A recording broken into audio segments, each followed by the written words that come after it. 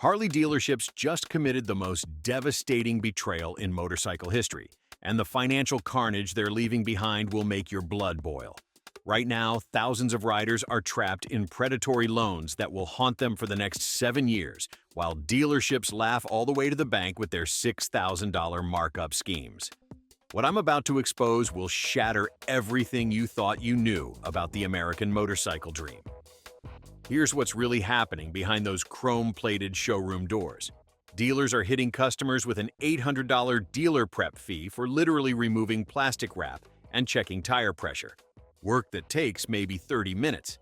Then comes the $2,000 delivery fee for bikes that arrived on the same truck as 20 others.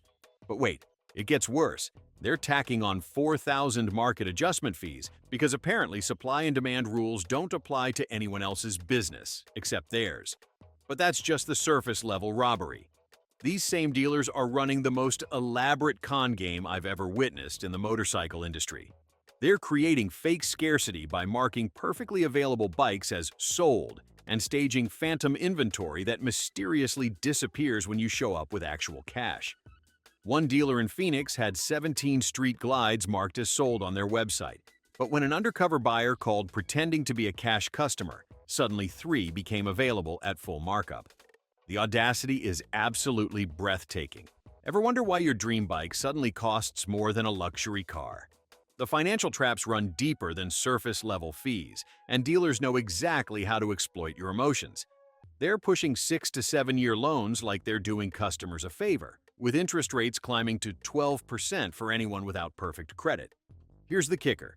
They're specifically targeting younger riders with emotional manipulation tactics, using phrases like "ride now, pay later" and "your dream bike is waiting." A $25,000 street glide becomes a $45,000 nightmare when you calculate the total cost over 7 years at 12% interest. Think about this for a second. Would you pay $45,000 for a bike that's worth $18,000 in actual manufacturing costs? Because that's exactly what's happening to thousands of riders right now. These dealers have turned into full-blown manipulation experts, weaponizing words like premium, limited edition, and iconic legacy to justify prices that would make luxury car dealers blush. Riders are being conditioned to believe that paying $35,000 for a bike somehow makes them part of an exclusive club. The psychological programming runs so deep that customers defend these prices online, arguing that real riders understand the premium. Can you guess what happened next? The backlash has been swift and absolutely brutal. Social media has become a battlefield where riders are exposing dealership tactics with receipts, screenshots, and viral videos that are getting millions of views. Reddit's r/Harley subreddit has turned into a dealer horror story repository, with posts getting thousands of upvotes daily, reaching audiences that dealers never saw coming. What's the result of all this exposure? Dealers are finding themselves in serious financial trouble. Inventory is piling up faster than they can discount it, with some locations offering $5,000 off MSRP and still watching potential customers walk away laughing. The floor plan financing that allows dealers to stock bikes is crushing them with interest payments while motorcycles gather dust for months. Several mid-sized dealerships have already closed their doors permanently, unable to survive the inventory crunch they created. How is Harley Corporate responding to this disaster? They're scrambling with damage control measures that feel more like desperate attempts than genuine solutions. They're promising simpler bikes with stripped-down technology and more affordable entry models.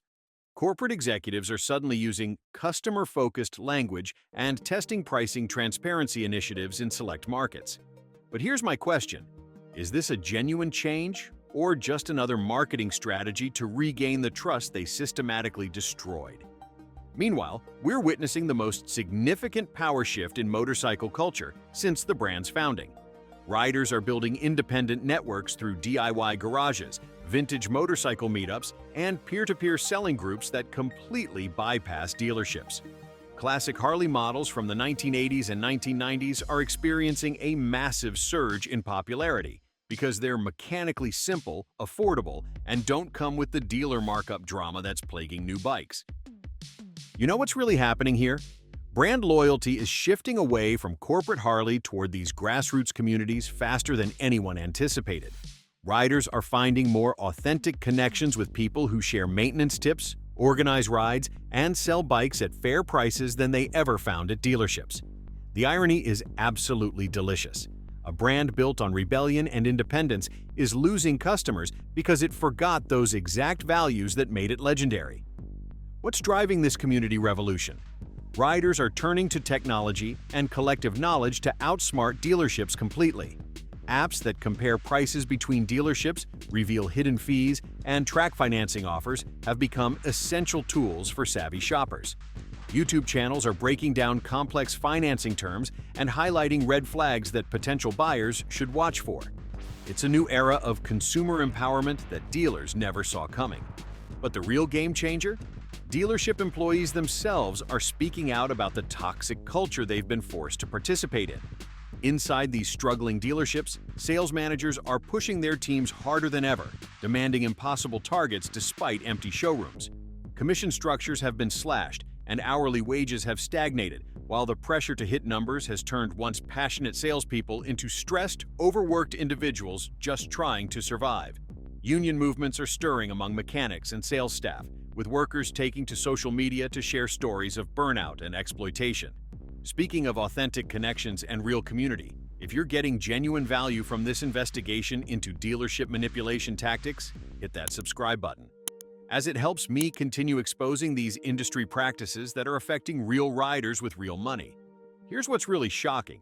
Some dealership owners are responding to worker complaints with layoff threats and dismissing vocal employees outright, hoping to silence dissent before it spreads. Others are implementing anti-union policies, trying to break up collective efforts before they gain traction. But this heavy-handed approach is backfiring spectacularly. Stories of unfair treatment are going viral, drawing public support from riders who sympathize with dealership workers and are questioning Harley's management practices even more critically. The legal system is finally catching up, too. States like California, New York, and Texas are introducing consumer protection laws aimed specifically at motorcycle dealerships. These new regulations set clear limits on hidden fees and enforce transparent pricing. No more vague market adjustment fees that inflate prices by thousands. The Federal Trade Commission has launched investigations into dealerships accused of predatory financing, and Harley-Davidson itself is facing multiple class action lawsuits from buyers who claim they were systematically deceived. Community accountability has become a powerful weapon against predatory practices. Rider clubs are publicly naming and shaming dealerships known for unfair practices, compiling ratings based on actual customer experiences.